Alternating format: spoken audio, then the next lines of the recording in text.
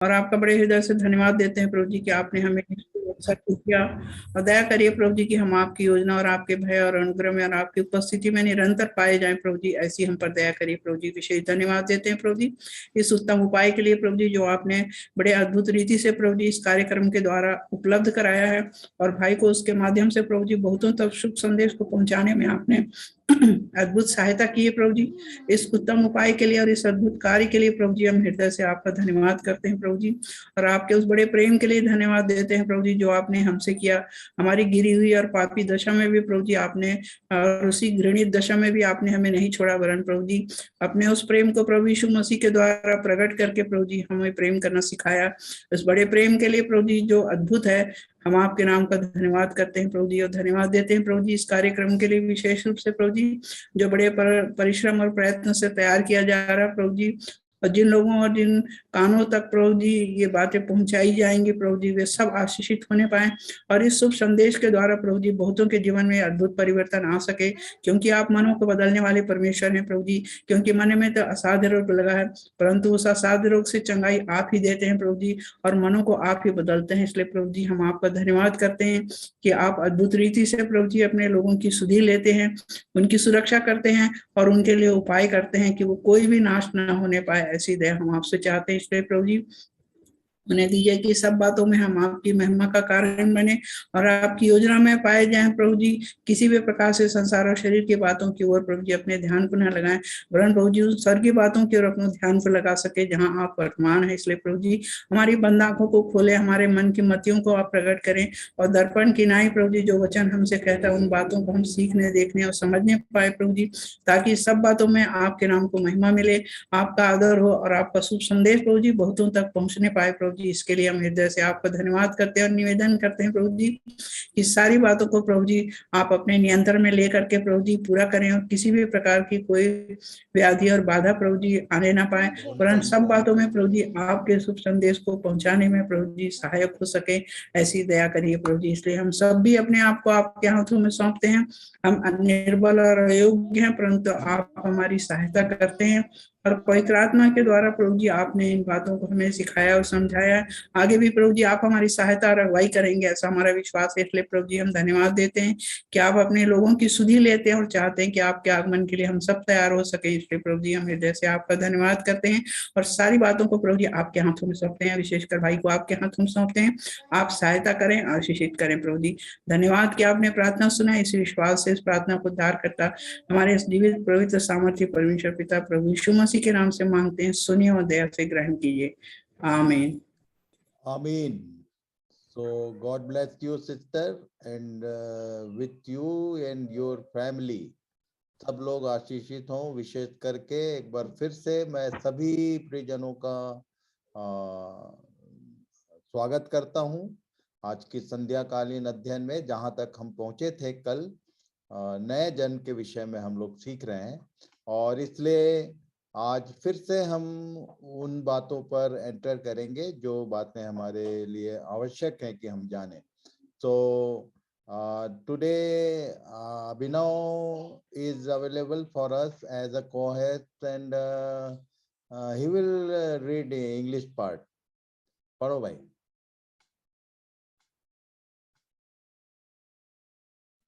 Birth and rebirth. आज का topic फिर से यहीं से हम शुरू करेंगे। इसके विषय में हमने देखा कि बर्थ एंड रीबर्थ, ये इसके विषय में एक विशेष इंफॉर्मेशन हमने देखा था कि जन्म जो है और नया जन्म दोनों का पैटर्न एक पर्टिकुलर है। Both are in 2 stages. 2 stage में होता है जन्म भी और नया जन्म भी। कैसे 2 स्टेज?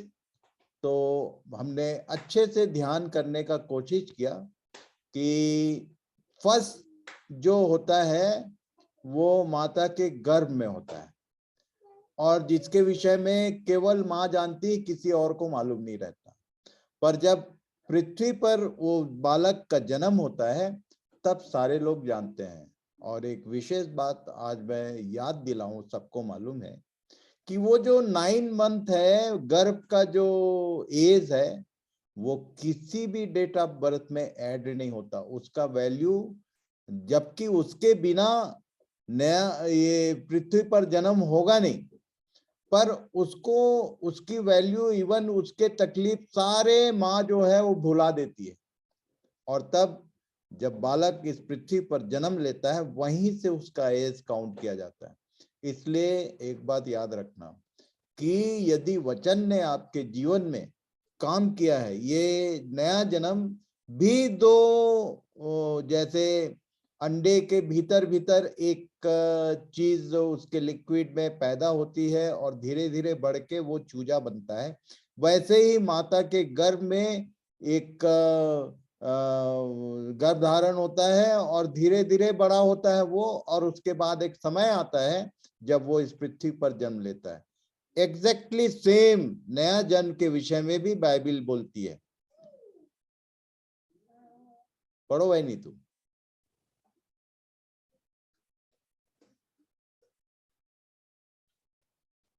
नीतू, सुचिता तुम पढ़ो।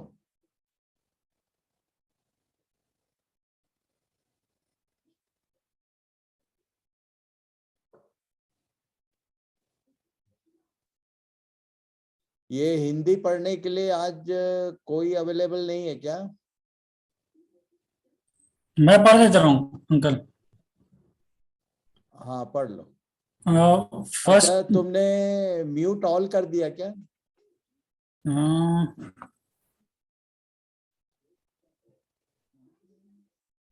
एक मिनट। सुचिता अनम्यूट करो जरा।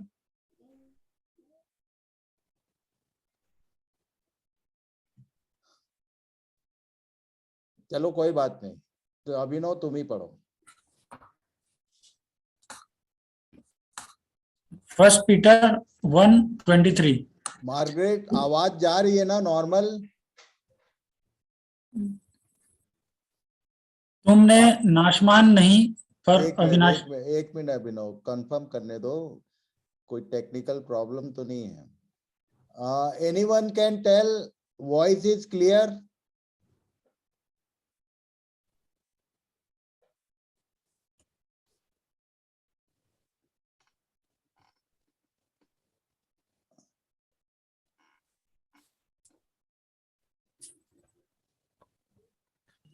हेलो, क्लियर आ रहा है? आवाज आ रही है ना मेरी? कोई बोलता क्यों नहीं है? नीतू, आज तुम्हारा सिस्टम गोल, तुम अनम्यूट करो पहले।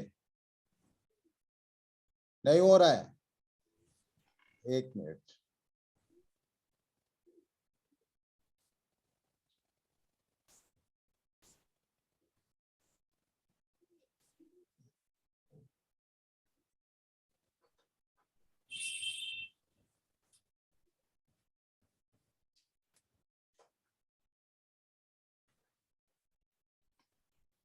अभी अनम्यूट करो नीतू। जी दादा, अब हो गया। हाँ हो गया। जी। ये सिस्टम का थोड़ा सा प्रॉब्लम था, नो प्रॉब्लम। हाँ अभी हो गया, अब हो गया। ठीक है। कभी कभी थोड़ा सिस्टम भी हम लोग को वॉच करने बोलता है।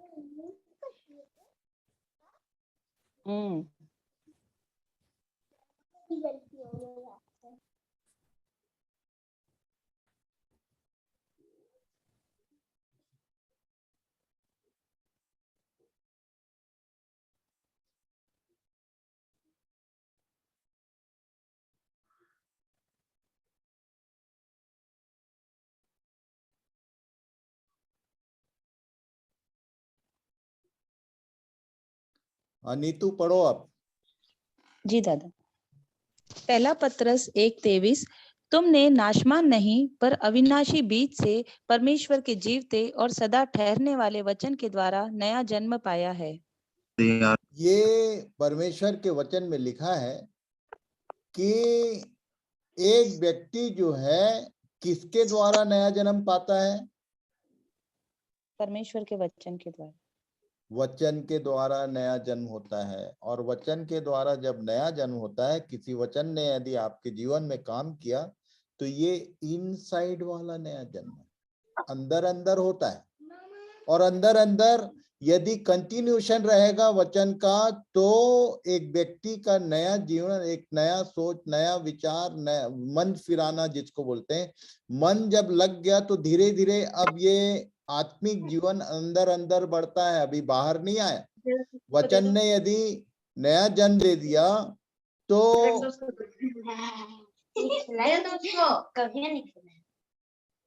रूपा किसको को म्यूट करो। ओके, मेरा निवेदन है सबसे कि खासकर जिनके पास छोटे बच्चे हैं उन लोग कई बार ऑपरेट कर देते हैं, प्लीज कि आप बीच में कोई आवाज ना आए, कोशिश करिए कि फुल कंसंट्रेशन के साथ सुनिए, और आपके आवाज करने से दूसरों का भी ध्यान बढ़ता है। इसलिए निवेदन है मेरा सबसे कि आप कोशिश करिए कि अनम्यूट ना हो आपका सेक्शन, और वीडियो भी यदि बंद रहे तो अच्छा है क्योंकि लोगों का ध्यान भटकता है। तो हम देख रहे हैं कि पतरस ने नया जन्म को मेंशन किया कि वचन के द्वारा नया जन्म होता है। अब वहीं पर 23 पद में ये लिखा है, पर 3 पद में क्या लिखा है, पढ़ो भाई। हमारे प्रभु यीशु मसीह के परमेश्वर और पिता का धन्यवाद दो, जिसने यीशु मसीह के मरे हुओं में से जी उठने के द्वारा अपनी बड़ी दया से हमें जीवित आशा के लिए नया जन्म दिया। बाइबिल बताती है कि 2 प्रकार से जन्म, नया जन्म 2 प्रकार से, रीबर्थ इन 2 स्टेप्स। सबसे पहले एक व्यक्ति के पास परमेश्वर का वचन ही पहुंचता है, और उसके बाद वचन के द्वारा बाकी बातें खुलती हैं, और धीरे धीरे हमको समझ में आता है कि आगे क्या है। और जब एक व्यक्ति का वचन के द्वारा जन्म होता है तो कई बार कई लोगों को कुछ समझ में नहीं आता, वो व्यक्ति विशेष जानता है कि उसके भीतर कुछ तो हुआ। पहला यूहन्ना 1 अध्याय और उसके 1 पद को एक बार फिर से याद करा दूं मैं कि ये होता कैसे है। पढ़िए, ये जो वचन जो हम सुन रहे हैं, जिसमें हम ध्यान लगाए हैं, ये वचन काहे का है, ज्ञान के लिए है कि जीवन के लिए? इधर उसने मैनेज किया उसको। हमने देखा था कि आदि में वचन था और वचन परमेश्वर के साथ था और वचन परमेश्वर था। 14 पद में यूहन्ना रचित सुसमाचार में वो देहधारी हो गया। अब वो जो वचन है उसके बारे में यूहन्ना ने अपने पत्री में एक्सप्लेन किया, डिस्क्राइब कर रहा हूं। पढ़िए 1 पद। उस जीवन के वचन के विषय में जो आदि से था, जिसे हमने आदि से जो वचन था बोला वो जीवन का था, ज्ञान का नहीं है भाई। इसको एकदम कंफर्म कर लो आप कि इस वचन के द्वारा ज्ञान प्राप्त होता है, इसमें कोई शक नहीं। पर यदि जीवन नहीं आया, कौन सा जीवन? अनंत जीवन, जिसमें पाप नहीं होता। पाप की मजदूरी तो मृत्यु, इटर्नल लाइफ देता है ये उस जीवन के वचन के विषय में जिसे हमने सुना, जिसे सबसे पहले एक व्यक्ति सुनता है, और आगे, और जिसे अपनी आंखों से देखा, वरन जिसे हमने ध्यान से देखा और हाथों से छुआ। अभी जो चीज हम सीख रहे हैं, हाथों से छूने का, स्पोकन वर्ड को छूने का मतलब होता है अप्लाई करना। मैं बार बार बता रहा हूं कि जो भी सुना, जो भी समझ में आया, तुरंत उसको अपने अंदर एप्लीकेशन, उसको व्यवहार में ले आओ। यदि छुओगे, चार बातें हैं: सुनना, अपनी आंखों से देखना, ध्यान से देखना और छूना। जब छुआ तो क्या लिखा है? यह जीवन प्रकट हुआ और जिसे और हमने उसे देखा। जिस व्यक्ति के अंदर ये जीवन प्रकट होता है वो खुद उसको पहले महसूस करता है, बाकी बाद में गवाही होती है। तो पहला स्टेप वचन के द्वारा नया जन्म, और तब दूसरा स्टेप माता के गर्भ से बाहर आने वाला स्टेप जो है वो यहाँ होता है 1 का 3। इसको समझेंगे आज हम लोग, इसलिए मेरी बातों को ध्यान दीजिए, ठीक से समझने का प्रयास कीजिए। क्या लिखा? हमारे प्रभु यीशु मसीह के परमेश्वर, पढ़ो भाई स्क्रीन पे।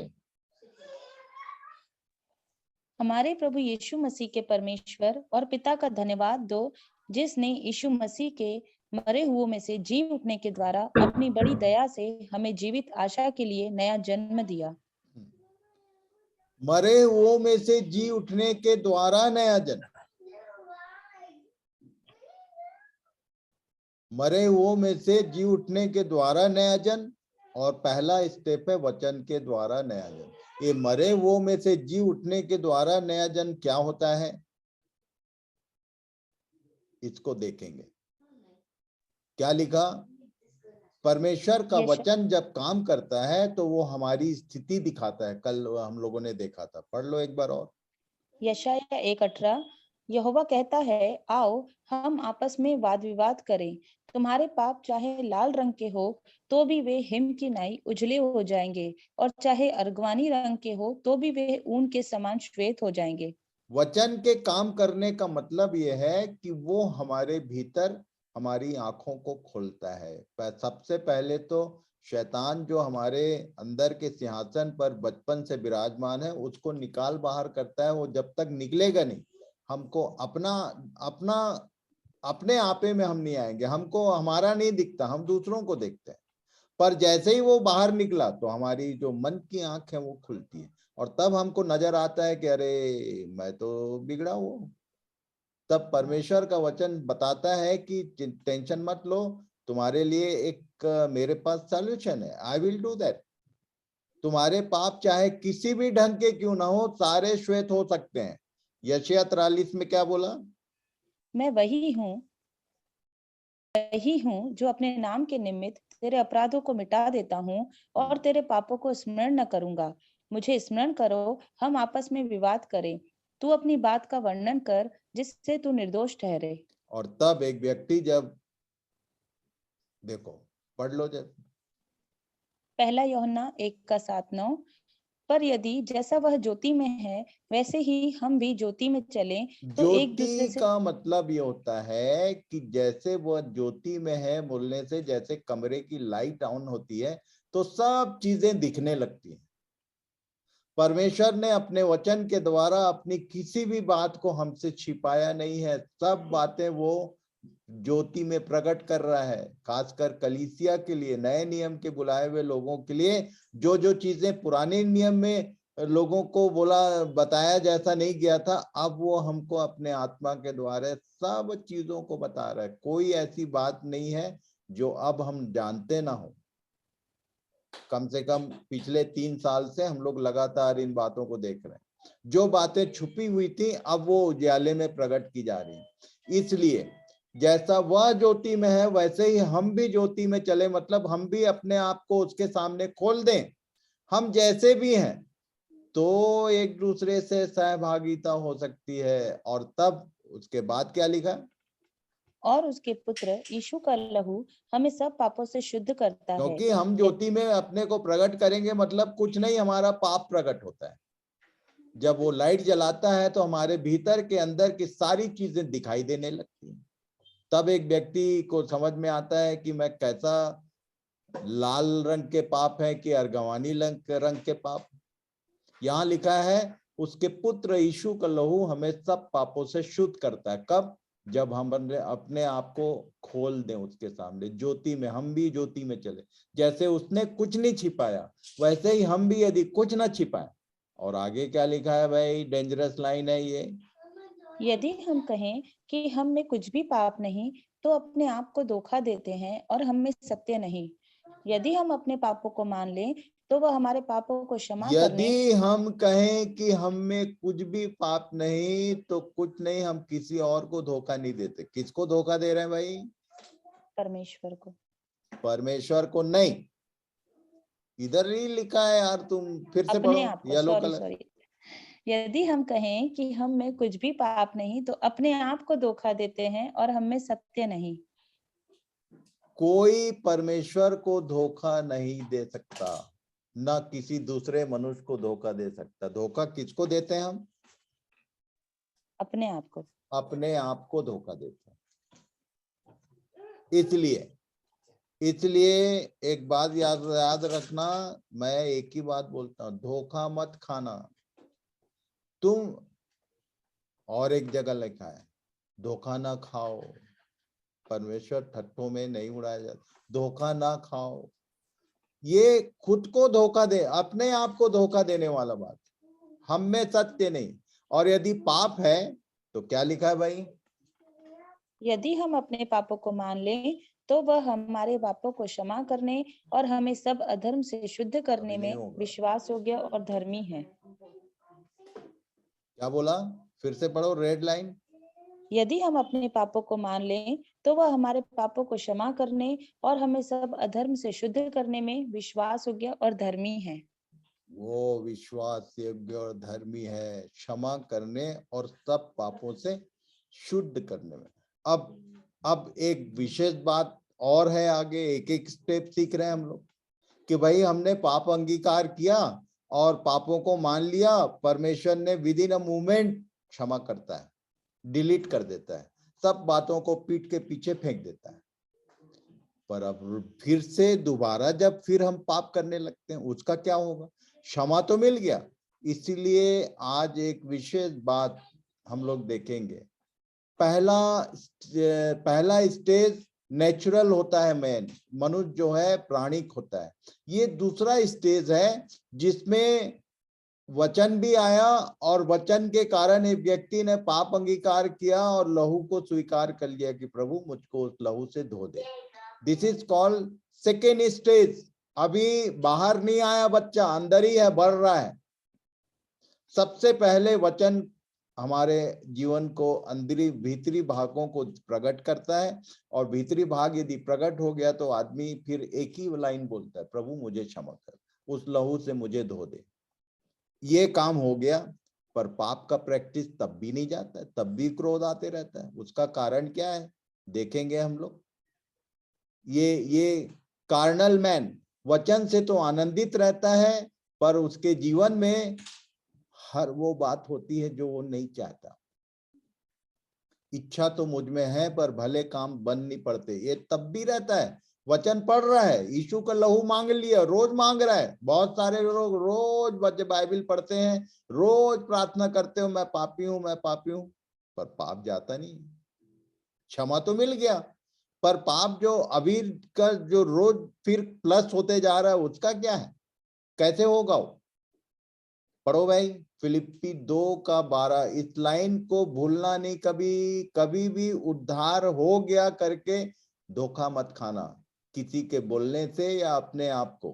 क्या लिखा है? पौलुस लिखता था, सो हे मेरे प्यारो, जिस प्रकार तुम सदा से आज्ञा मानते आए हो, वैसे ही अब भी न केवल मेरे साथ रहते हुए पर विशेष करके अब मेरे दूर रहने पर भी डरते और कांपते हुए अपने अपने उद्धार का कार्य पूरा करते जाओ।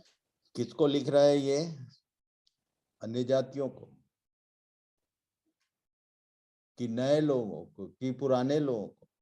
फिलिपियों की पत्री का पहला पद पढ़ो जरा, एड्रेस किसको किया है, पढ़ो जरा।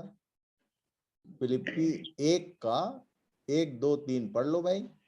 मसीह यीशु के दास पौलुस और तिमोथियुस की ओर से सब पवित्र लोगों के नाम जो मसीह यीशु में होकर फिलिप्पी में रहते हैं, अध्यक्षों और सेवकों समेत, हमारे पिता परमेश्वर और प्रभु यीशु मसीह की ओर से तुम्हें अनुग्रह और शांति मिलती रहे। किसको एड्रेस किया है, एक बार फिर पढ़ो। मसीह यीशु के दास पौलुस और तिमोथियुस की ओर से सब पवित्र लोगों के नाम जो मसीह यीशु में होकर फिलिप्पी में रहते हैं, अध्यक्षों और सेवकों समेत, हमारे पिता परमेश्वर और प्रभु यीशु मसीह की ओर से तुम्हें अनुग्रह और शांति मिलती रहे।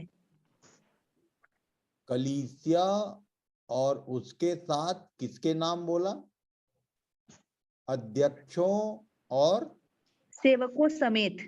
अध्यक्षों, सेवकों, जो चर्च के लीडर्स हैं और जो साधारण विश्वासी, सबको बोल रहा है ये। सो हे मेरे प्यारो, आप पढ़ो नीतू। एक बात याद रखना, ये किसी अन्य जाति के लिए नहीं है। Those who are already in the church, उनको लिख रहा है। जो बाहर है वो बेचारे तो उद्धार को जानते ही नहीं है। पढ़ो भाई, फिर से पढ़ लो एक बार, इसको समझने का प्रयास करेंगे कि आखिर इसको ऐसा क्यों बोलना पड़ा, कलीसिया को लिख रहा है ये। पढ़ो भाई। हे मेरे प्यारों, जिस प्रकार तुम सदा से आज्ञा मानते आए हो, वैसे ही अब भी न केवल मेरे साथ रहते हुए, पर विशेष करके अब मेरे दूर रहने पर भी डरते और कांपते हुए अपने अपने उद्धार का कार्य पूरा करते जाओ। इसलिए कभी भी ये मत बोलना कि कई बार कई लोग फुलिश क्वेश्चन बोलता हूं, आप आज तक कभी आपने मेरे मुंह से नहीं सुना होगा। कभी मैं बहुत सारी बातें पूछते रहता, पर मैंने कभी नहीं बोला आर यू सेव्ड, क्या तुम्हारा उद्धार हो गया। गलत प्रश्न है ये, उद्धार किसी का हुआ नहीं। It's a long life practice process. अपने अपने उद्धार का कार्य पूरा करते जाओ, ये बोला है। और इस काम में यदि हो और तब तुम मान लो कि किसी व्यक्ति को पुणे से नागपुर जाना है, तो वापसी का मार्ग चल रहा है और ऑन द वे मान लो एक्सीडेंट हो गया, it will be called righteous act, कि वो मार्ग में तो था, पूरा हुआ कि नहीं हुआ उसकी बात नहीं, पर प्रोसेस में हो क्या, इसको समझ लो। पूरी रीति से कोई व्यक्ति एकदम से पूरा तरह से पाप रहित नहीं होता, बट उसके प्रयास में भरसक प्रयत्न करने में लगे हो कि नहीं। इसलिए अपने अपने उद्धार का कार्य पूरा करते जाओ बोला। इसको जरा ठीक से समझा दूं मैं आज। उद्धार जो वर्ड है ये कंफ्यूजन उत्पन्न करता है। उद्धार बोलने से हम लोग क्या समझते हैं, भाई कोई बताएगा एक आध जन, एक से एक दिग्गज लोग हैं, भाई बताओ कोई उद्धार मीन्स व्हाट, क्या बोलना चाहता है। सैल्वेशन। ये तो हिंदी का इंग्लिश बोल दिया, उसका मतलब क्या, उद्धार मतलब क्या। छुटकारा, मुक्ति, मुक्ति। पापों से छुटकारा। सर क्षमा और छुटकारा दो चीज है उद्धार बोलने से, दो चीज। उद्धार का प्रोसीजर का मतलब क्षमा विद इन अ मूवमेंट। एक व्यक्ति यदि मांग लिया प्रभु मैं पापी हूं मुझको क्षमा कर, तुरंत जितने भी बार लोगों को यीशु ने क्षमा किया तो एक लाइन बोलता था, जा तेरे पाप क्षमा हुए, उसके आगे क्या बोला, फिर पाप मत करना। तो ये जो प्रैक्टिस है पाप का प्रैक्टिस बंद होना चाहिए। तुम रोज पाप करके रोज क्षमा, रोज पाप करके रोज क्षमा, ये गलत प्रैक्टिस है। क्षमा तो तुरंत करता है वो, पर रोज जो पाप हो रहा है उसका क्या है, उसके लिए उपाय क्या है प्रभु का। अभी वचन ने काम किया, लहू ने काम किया। वचन ने बताया, तुमने माफी मांग लिया, और वचन बता रहा है तुम माफी मांग रहे हो। छुटकारा, उसके विषय में ध्यान करेंगे। यू सी भजन संहिता 90 उसके 10 पद में क्या लिखा है,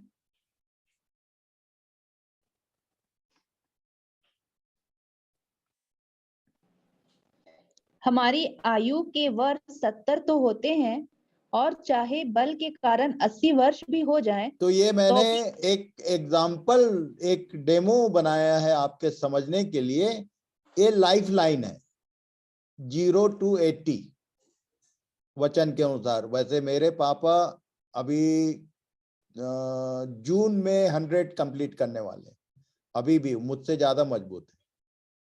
का मतलब कि 80 से 90 भी 80, 90, 100, कई बार 104, 5 भी चले जाता है, ऐसा जा रहा है। 120 वर्ष से आगे कोई नहीं जाता है अब 6वें अध्याय के बाद से। वैसे ये यहां लिखा है बल के कारण 70 या 80, वैसे 70, 80 भी पहुंचेगा कि नहीं कोई भरोसा नहीं रहता।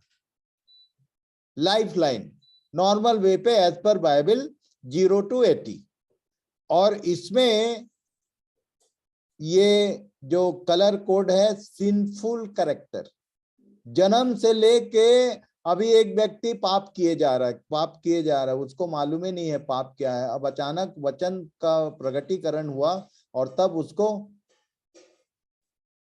25 वर्ष के उम्र में उसका पाप को क्षमा मिल गया।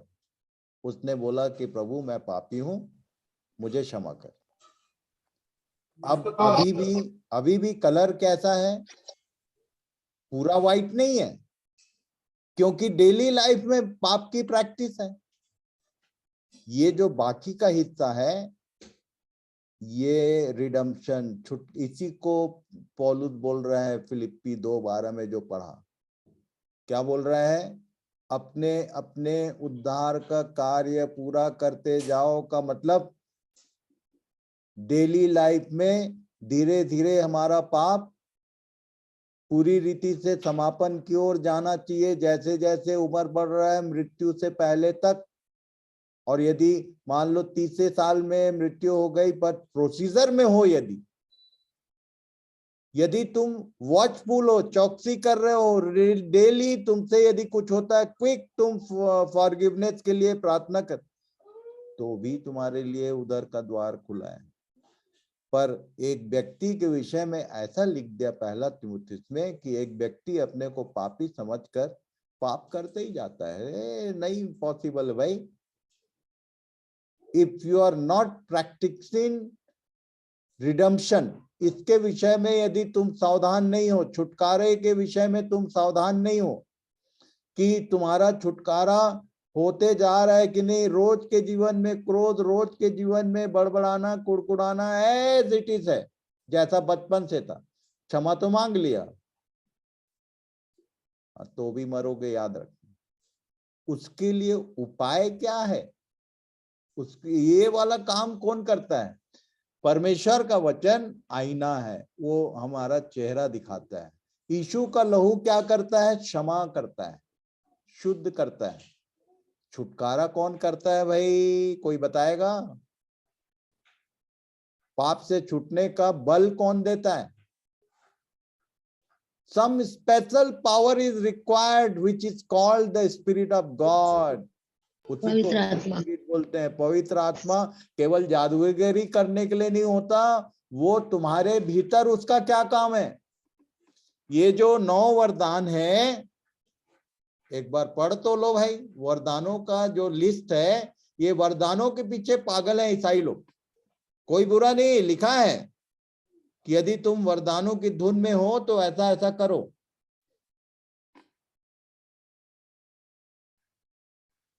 पहला कुरिन्थी 12 अध्याय उसका 7 पद से आगे पढ़ लो भाई। मनोज भाई मैं मीटिंग में हूं, मैं बाद में कॉल करूंगा।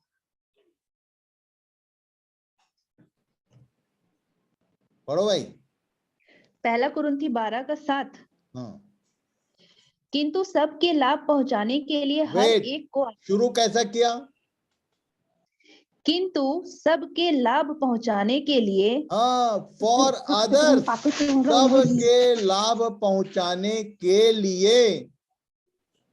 हर एक को, आगे 9 वरदानों का वर्णन।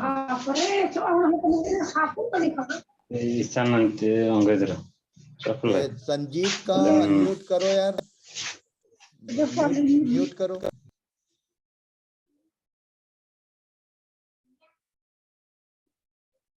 क्या बोल रहा था भाई मैं? सबके लाभ पहुंचाने के लिए। हाँ, जो 9 वरदान है उससे दूसरों को लाभ मिलता है। पर पवित्र आत्मा तुम्हारे जीवन में क्या करता है, ये कभी ध्यान किया? ये एक बार पढ़ तो लो इसको, क्या लिखा? पढ़ो भाई। किंतु सबके लाभ पहुंचाने के लिए हर एक को आत्मा का प्रकाश दिया जाता है। हाँ, ये हमेशा इसको याद रखना कि बाकी का आगे 9 जो है वो किसके कारण है? सबके लाभ, दूसरों को लाभ पहुंचाने के लिए। आगे पढ़ो। हर एक को आत्मा का प्रकाश दिया जाता है, क्योंकि एक को आत्मा के द्वारा बुद्धि की बातें दी जाती है और दूसरे को उसी आत्मा के अनुसार ज्ञान की बातें, और किसी को उसी आत्मा से विश्वास और किसी को उसी एक आत्मा से चंगा करने का वरदान दिया जाता है। फिर किसी को सामर्थ्य के काम करने की शक्ति और किसी को भविष्यवाणी की और किसी को आत्माओं की परख और किसी को अनेक प्रकार की भाषा और किसी को भाषाओं का अर्थ बताना। परंतु ये सब प्रभावशाली कार्य वही एक आत्मा करवाता है और जिसे जो चाहता है वह बांट देता है। ये डिस्ट्रीब्यूशन किसके अनुसार है भाई? कोई बोलेगा? पवित्र ये जो डिस्ट्रीब्यूशन है, ये किसी को ये, किसी को वो कौन देता? कौन है? आत्मा के अनुसार। यू कांट क्लेम, तुम नहीं मांग सकते कि मैं प्रभु मेरे को ये सामर्थ देना, प्रभु मेरे को ये देना। अरे उसको मालूम है कि कब किस काम की जरूरत है। ये सारा काम पवित्र आत्मा का है। वो जब चाहता है तब तुमसे भाषा बुलवाएगा, जब चाहता है तब वो तुमको बीमारी को दूर करने का शक्ति देगा, जब चाहेगा तब वो पावरफुल वो एक्ट करेगा। वो उसके ऊपर डिपेंड करता है और उसको मालूम है कि किस समय किस जगह किस चीज की जरूरत है। मैन कांट नो, मनुष्य नहीं जानता। हम लोग को तो केवल रोग बीमारी दिखता है, केवल।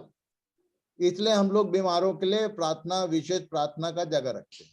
उसके छोड़ पवित्र आत्मा के क्या क्या काम है, आज एक बार फिर से रिपीट करने वाला। सो उद्धार का मतलब क्षमा प्लस छुटकारा। उद्धार का मतलब क्षमा प्लस छुटकारा बोलने से वचन प्रकट करता है कि तुमको क्षमा की आवश्यकता है और लहू जो है वो हमारे पापों को धोता है। पवित्र आत्मा आता है तो वो हमको छुटकारा देता है। पढ़ो भाई। अब एक विशेष बात, सेकेंड कंडीशन में हमने देखा कि वचन एक व्यक्ति के भीतर प्रवेश किया है और यीशु का लहू भी आ गया।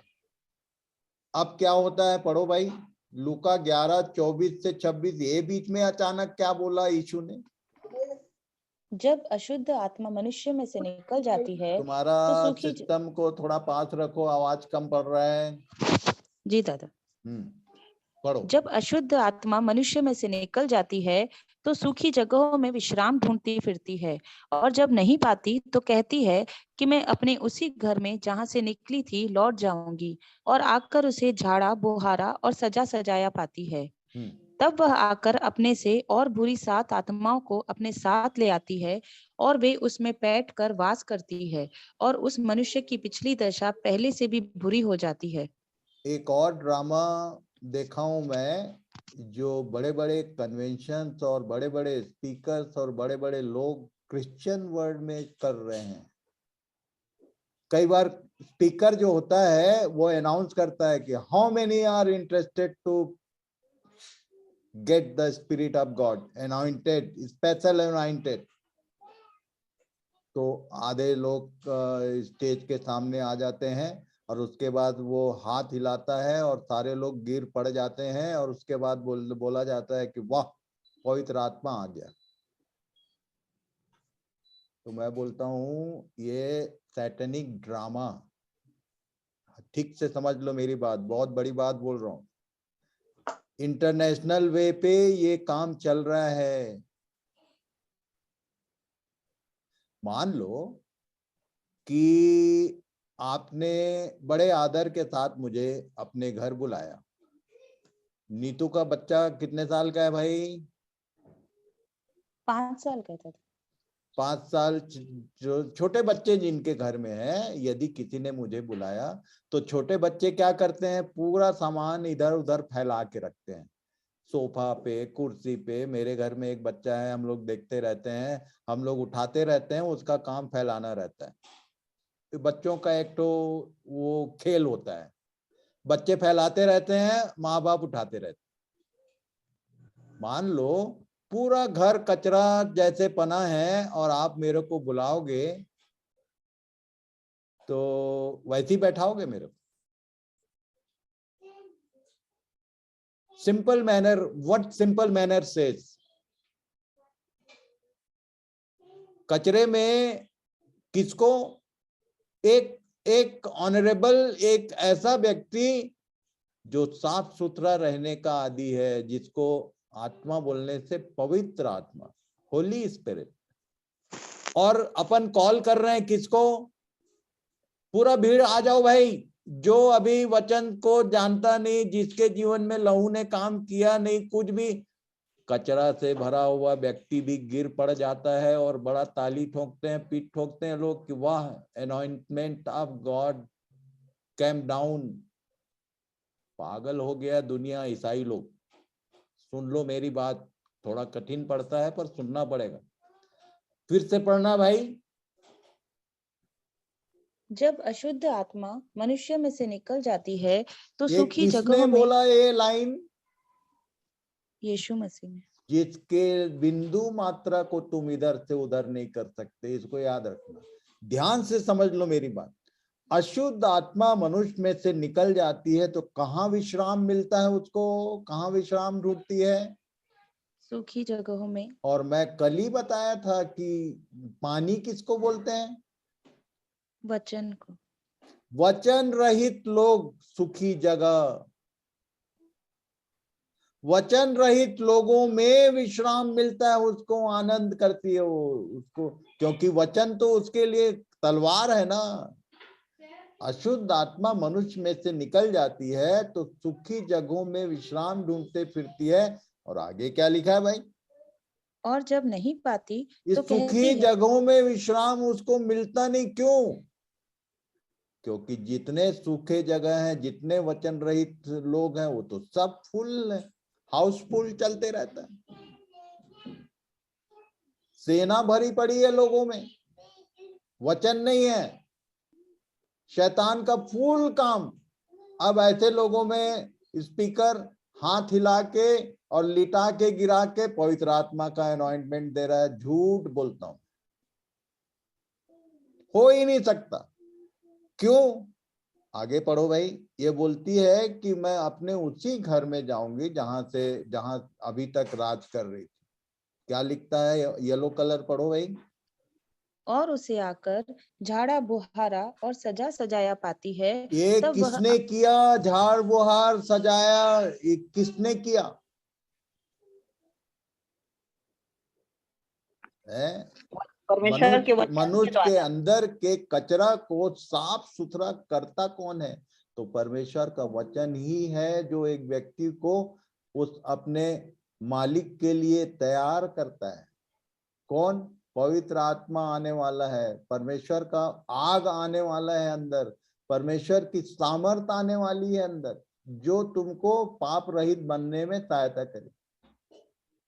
ये वचन ने दिखाया, लहू ने धोया, झाड़ा बुहारा सजा सजाया पाती है, well arrange for the chief guest.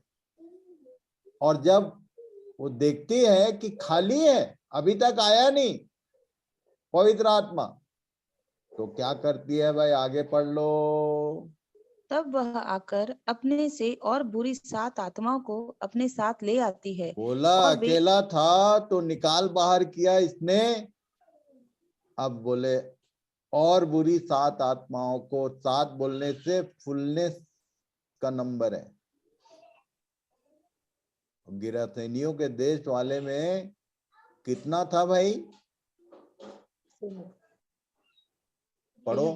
तब वह आकर अपने से बुरी 7 आत्माओं को अपने साथ ले आती है और वे उसमें बैठकर वास करती है, और उस मनुष्य की पिछली दशा पहले से भी बुरी हो जाती है। पहले तो ठीक ही था, जब तक वचन नहीं सुना था, जब तक यीशु के लहू का काम नहीं हुआ था। अब पता चला कि वो उसका स्थिति पहले से भी गोलमाल हो गया। क्यों? मौका पाके अशुद्ध आत्मा जो निकली थी वो तो अंदर आ गई।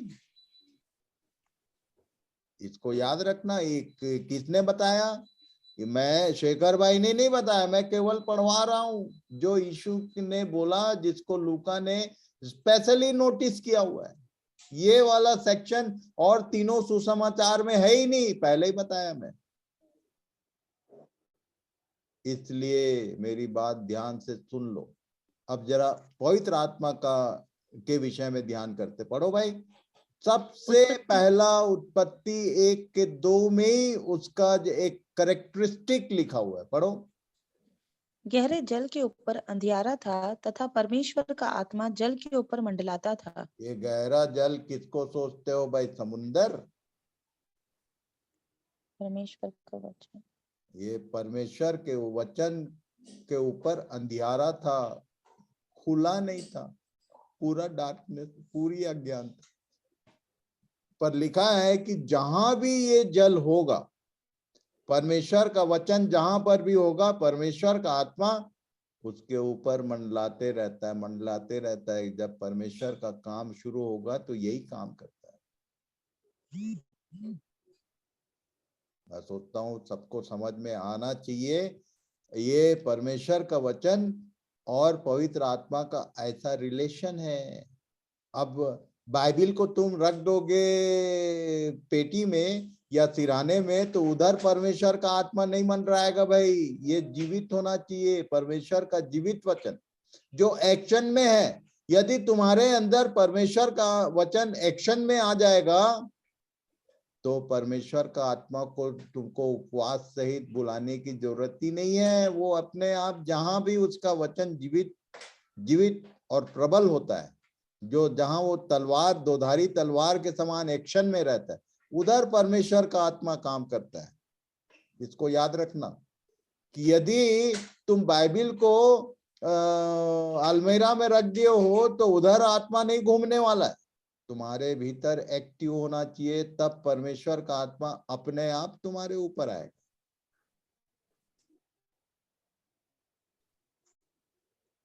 The Spirit of God is near a man due to the word of God is there, alive, जीवित अवस्था में। ये अंदर कैसे आएगा? ये जैसे परमेश्वर का वचन आपने सुना और आपने अंगीकार किया, ये अंदर आ गया।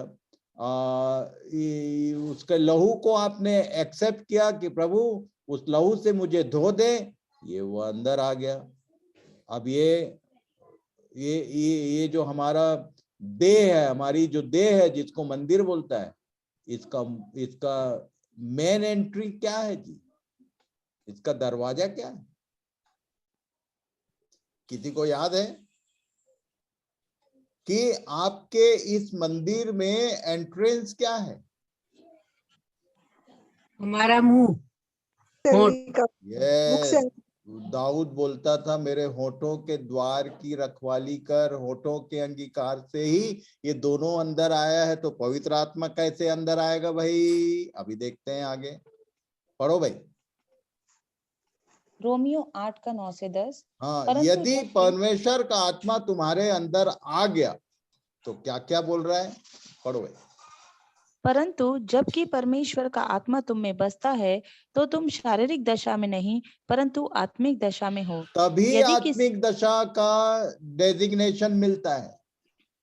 यदि वचन अंदर है तो भी शारीरिक हूं मैं। वो तो रो रहा था 7 अध्याय में, कौन मुझको छुड़ाएगा बोल रहा है। यदि परमेश्वर का आत्मा है, आगे क्या लिखा है?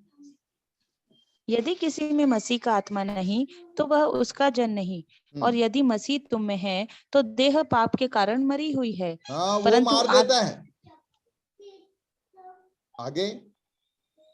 परंतु आत्मा धर्म के कारण जीवित है। और यदि उसी का आत्मा जिसने यीशु को मरे हुओं में से जिलाया तुम में बसा हुआ है, तो जिसने मसीह को मरे हुओं में से जिलाया, ये मरे हुओं में से जिलाने का काम किसने किया? यीशु को। इधर लिखा है,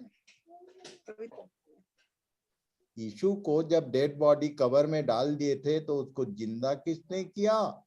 पवित्र आत्मा। इधर लिखा हुआ है, पढ़ो भाई, फिर से पढ़। और यदि उसी का आत्मा और यदि उसी का आत्मा जिसने यीशु को मरे हुओं में से जिलाया तुम में बसा हुआ है, तो जिसने मसीह को मरे हुओं में से जिलाया वह तुम्हारी मरणहार देहों को भी अपने आत्मा के द्वारा जो तुम में बसा हुआ है जिलाएगा। सो हे जिलाएगा।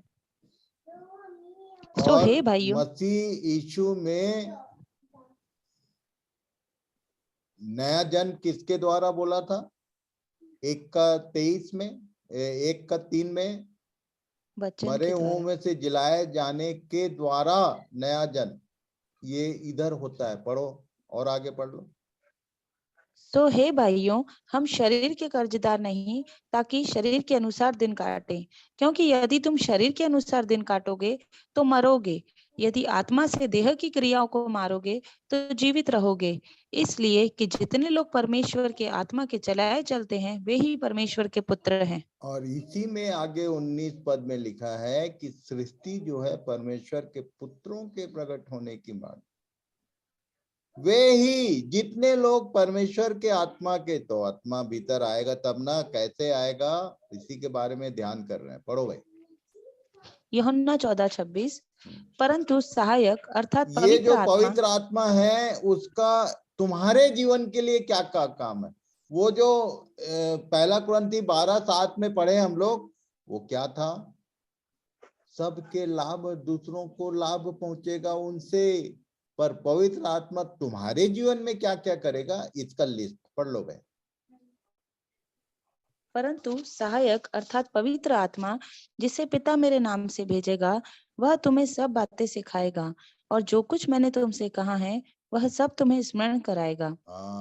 तो जिस वचन ने तुमसे बात किया है उसको स्मरण कराएगा। ये नहीं कि पूरी बाइबिल को याद करा देगा। वो जो कुछ मैंने तुमसे कहा है वह सब वही स्मरण कराता है। जिस वचन ने मुझसे बात किया वही वो स्मरण दिलाता है। जिस वचन ने अभी तक मेरे जीवन में बात नहीं किया उसको कभी नहीं याद दिलाएगा। उसका काम ही है याद रखना। यदि तुमको कोई चीज याद नहीं आ रहा है कि लिखा तो है पर कहाँ लिखा है कुछ पता नहीं चल रहा है, कौन से वचन में लिखा है, यदि ऐसा चल रहा है तो ये समझ लेना कि अभी उस वचन को उसने तुमसे बात नहीं किया है, इसलिए याद नहीं आ रहा। क्योंकि पवित्र आत्मा के काम के विषय में यीशु ने बोला था और ये टलेगा नहीं। वह सब बातें सिखाता है और जो कुछ उसने हमसे कहा यदि बात किया, अलाइव हुआ वचन, तो वो स्मरण भी वही कराता है। आगे पढ़ो। यूहन्ना 15:26, परंतु जब वह सहायक आएगा जिसे मैं तुम्हारे पास पिता की ओर से भेजूंगा, अर्थात सत्य का आत्मा जो पिता की ओर से निकलता है, तो वह मेरी गवाही देगा। बोलता है मेरी गवाही देगा कौन? सत्य का आत्मा, उसका नाम ही है। और क्या क्या करेगा? पढ़ो भाई। यूहन्ना 16:7-8, मैं तुमसे सच कहता हूँ कि मेरा जाना तुम्हारे लिए अच्छा है, क्योंकि यदि मैं न जाऊं तो वह सहायक तुम्हारे पास न आएगा, परंतु यदि मैं जाऊंगा तो उसे तुम्हारे पास भेज दूंगा और वह आकर संसार को पाप और धार्मिकता और न्याय के विषय में निरुत्तर करेगा। ये काम मुख्य है उसका। वो इस पृथ्वी पर के हर मनुष्य के जीवन में यदि आ गया तो एक ही काम करता है, पाप। सबसे पहले पाप को दिखाएगा, पागल कर देगा। जब तक तुम पाप का अंगीकार नहीं करोगे, धार्मिकता मतलब उसका परमेश्वर की ओर से इसके अगेंस्ट में क्या उपाय किया गया है वो भी पवित्र आत्मा ही बताता है। और न्याय के विषय में कि तुम उसके न्याय के सामने खड़े होने लायक हुए कि नहीं, ये भी कौन बताएगा? पवित्र आत्मा ही बताएगा। कोई पास्टर प्रचारक नहीं बताएगा। किसी पर भरोसा मत करना, इवन मेरी बातों पर भरोसा मत करना, इधर भरोसा करना। व्हाट बाइबल से क्या बोला उसने इसके विषय में, इसको बाकी 8 पद को आगे पढ़ लेना। पढ़ो भाई। मुझे तुमसे और भी बहुत सी बातें कहनी है, परंतु अभी तुम उन्हें सह नहीं सकते। परंतु जब वह अर्थात सत्य का आत्मा आएगा तो तुम्हें सब सत्य का मार्ग बताएगा, क्योंकि वह अपनी ओर से न कहेगा, परंतु जो कुछ सुनेगा वही कहेगा और आने वाली बातें तुम्हें बताएगा। वह मेरी महिमा। इसीलिए जब वो मरकुस 13 में दोबारा आगमन के विषय में बात कर रहा था तो बोला उसके समय के विषय में ना तो स्वर्गदूत जानते हैं ना परमेश्वर का पुत्र, केवल पिता जानता है। और ये क्या करता है पवित्र आत्मा, जो कुछ पिता से सुनता है, जो कुछ सुनेगा वही कहेगा, इवन आने वाली बातें भी वही बताता है। मुझको जो भी बातें रेवलेशन के विषय में बताया, मेरा कोई शिक्षक नहीं है, याद रखना, कोई किताबी कीड़ा नहीं हूं मैं। व्हाट बाइबल से इसके छोड़ दूसरा कुछ मैंने बताया नहीं। और वो भी जो बातें पवित्र आत्मा ने वचन के माध्यम से मुझे बताया, that only I am teaching for the so many years. 35 साल से केवल ये जो बताता है उतना ही बताता हूं। और क्या करेगा? वह मेरी महिमा करेगा, क्योंकि वह मेरी बातों में से लेकर तुम्हें बताएगा। वो जो कुछ और पिता कहीं से नहीं बताता। पवित्र आत्मा जो है, इसको याद रखना, मैं कई बार हिस्ट्री को समझाने के लिए केवल तुमको हिस्टोरिक वर्ड हिस्ट्री खोजने को बोलता हूँ, पर परमेश्वर की बातों या यीशु के बारे में बताने के लिए किसी कमेंट्री की जरूरत नहीं है। वो मेरी बातों में से बाइबल ही बताएगी, उन्हीं में से लेके बताता है। वो मेरी बातों में से लेकर तुम्हें बताएगा जो कुछ पिता का है। इसलिए उस आत्मा को हमारे भीतर लाने की जरूरत है। पढ़ लो भाई आगे। जो कुछ पिता का है, जो कुछ पिता का है वह सब मेरा है, इसलिए मैंने कहा कि वह मेरी बातों में से लेकर तुम्हें बताएगा। का मतलब जो कुछ पिता का मैटर है वो सब चीज तुमको बताएगा यीशु के शब्दों में। और क्या लिखा है भाई, पढ़ लो। और मैं पिता से विनती करूंगा और वह तुम्हें एक और सहायक देगा कि वह सर्वदा तुम्हारे साथ रहे, अर्थात सत्य का आत्मा, जिसे संसार ग्रहण नहीं कर सकता, क्योंकि वह न उसे देखता है और न उसे जानता है।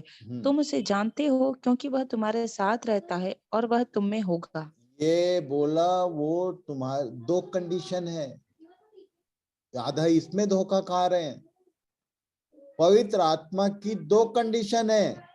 व्हाट इज इन इंग्लिश, नबीनो? He dwells with you and will be in you.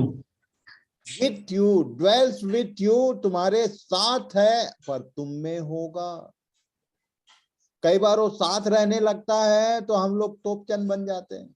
अरे अंदर आने दो उसको, क्योंकि साथ वाली कंडीशन पुराने नियम की थी।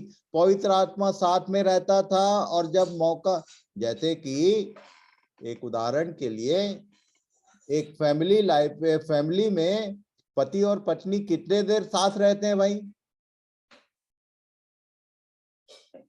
भाई ड्यूटी का समय आता है तो पति जाता है ना, फिर पत्नी अकेली रह गई। पर मान लो कि वो अंदर रहने लग जाए, तो चाहे तुम वॉशरूम में हो, चाहे तुम बेडरूम में हो, चाहे तुम ड्यूटी में हो, कहीं भी हो, तो तुम्हारे भीतर बैठी। सर्वदा वाला जो कंडीशन है वो पहला विथ वाला कंडीशन सर्वदा कभी नहीं होता।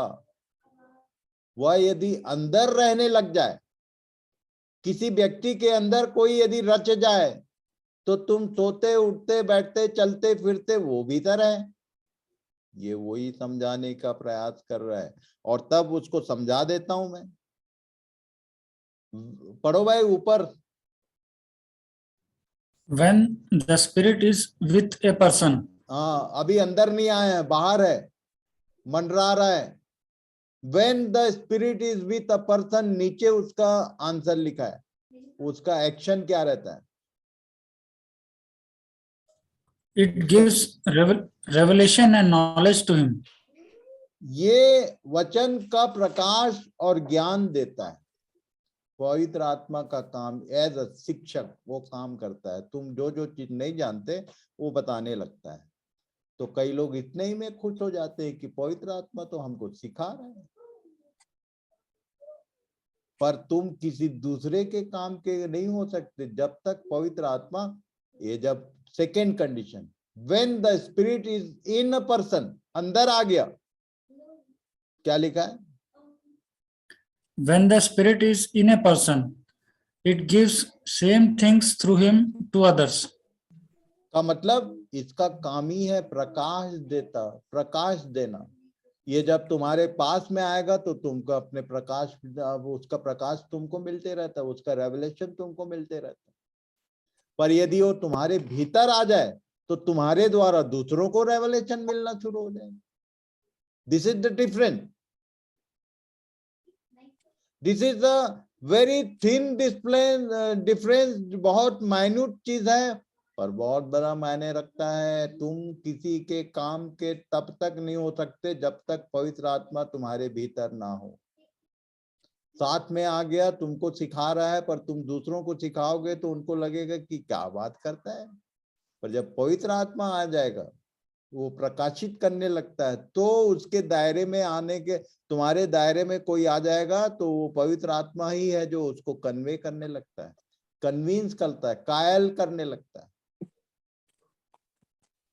इसलिए इस बात को समझना जरूरी है कि पवित्र आत्मा हमको हमारे साथ में नहीं, हमारे अंदर चाहिए। यीशु ने वही बोला था। और इसलिए आज यहीं पर ड्रॉप करेंगे और टाइम इज ओवर। इन बातों को गंभीरता पूर्वक ध्यान करो। ये परमेश्वर का सिस्टमैटिक अरेंजमेंट है हमारे को पूरी रीति से पाप रहित बनाने के लिए। यदि मनन करोगे, ध्यान करोगे, सब बातें इतना सिस्टमैटिक है और इतना सहज और सरल है, इसको नहीं समझ पाने के कारण फिर ये बहुत कठिन होने लगता है। और इसलिए प्रभु ने हमारी सहायता की है कि पवित्र आत्मा की 2 कंडीशन है। 3 चीजें चाहिए मसीह के हमारे अंदर प्रमाणित होने के लिए कि इसके भीतर मसीह है।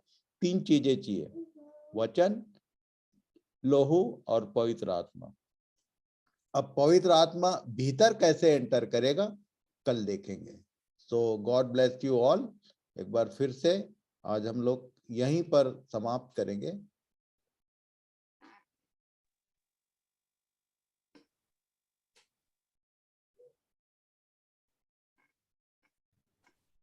Thank you, uncle. Welcome. Wait. So हम लोग फिर से आज प्रार्थना के साथ आज की इस अध्ययन को समाप्त करेंगे। मैं विश्वास करता हूं कि प्रभु सबसे बात कर रहा है, प्रभु अपने वचन को प्रकाशित कर रहा है। मुझे विश्वास है कि सब बातें हमको स्पष्ट होते जा रही हैं। और इसलिए आज हम लोग फिर से प्रभु को धन्यवाद देंगे।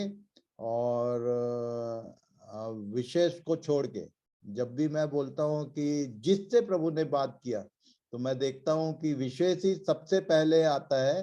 If public will deny delay then विशेष यू विल प्रे। तो जिसको प्रभु ने आज वचन को ठीक से समझने में सहायता किया, कोई भी एक जन, कोई भी भाई या कोई भी बहन प्रार्थना करिए। एनीवन।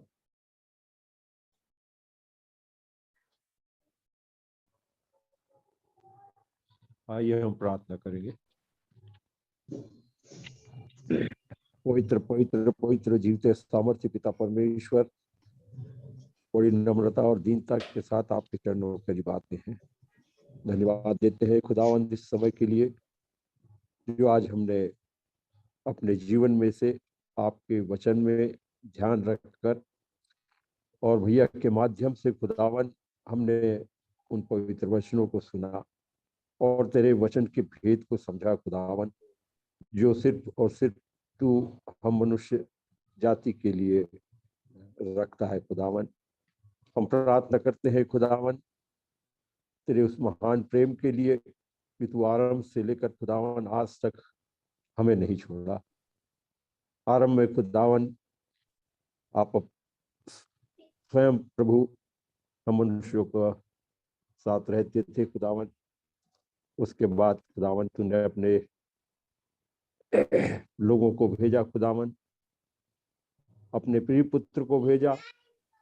और अब खुदावन जब हम वर्तमान परिस्थिति में पाए जाते हैं खुदावन, तूने हमें अकेला नहीं छोड़ा, लेकिन उस पवित्र आत्मा को खुदावन तूने हमें हमें मार्गदर्शन के लिए छोड़ा है खुदावन, जो कि तेरे प्रिय पुत्र ने खुदावन हमारे अपने जीवन काल में खुदावन रहते हुए हमारे लिए पवित्र आत्मा के बारे में समझाई दी खुदावन। सचमुच खुदावन, सिर्फ और सिर्फ खुदावन तुझे हमारी आत्मा की चिंता है।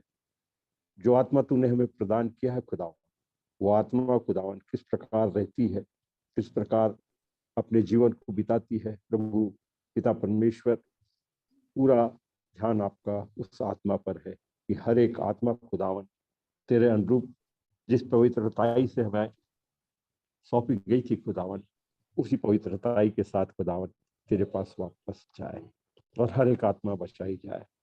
प्रभु तेरे वचन के भेद को तेरे दास के द्वारा हमें प्रकट किया है, हम इसके लिए धन्यवाद देते हैं।